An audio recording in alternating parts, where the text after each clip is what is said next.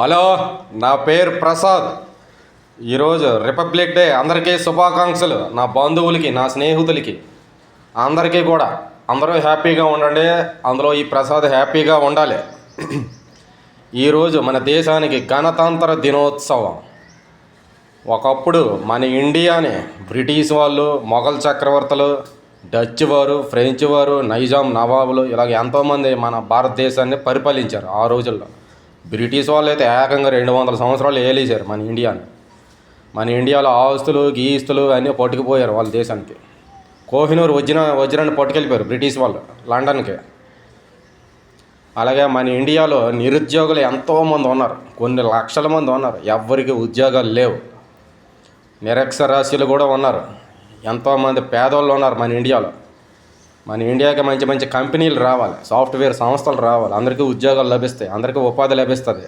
అలాగే మన ఇండియాలో అన్ని సిటీలు డెవలప్ అవ్వాలి, బాగా డెవలప్ అవ్వాలి. అలాగే మన ఇండియా అన్ని రంగాల్లో డెవలప్ అవ్వాలి. మన ఇండియా అమెరికా చైనాతో పోటీ పడాలి. అన్ని రంగాల్లో అమెరికాతో చైనాతో పోటీ పడి ఇంకా ఇంకా ఇంకా డెవలప్ అవ్వాలి మన భారతదేశం.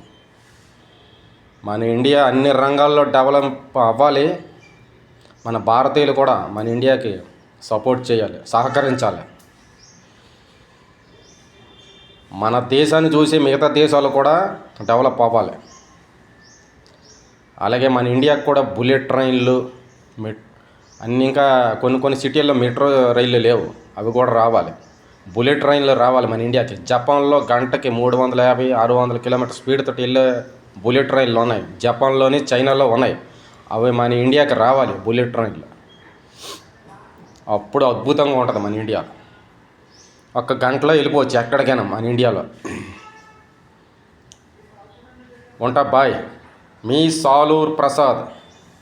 జై హింద్.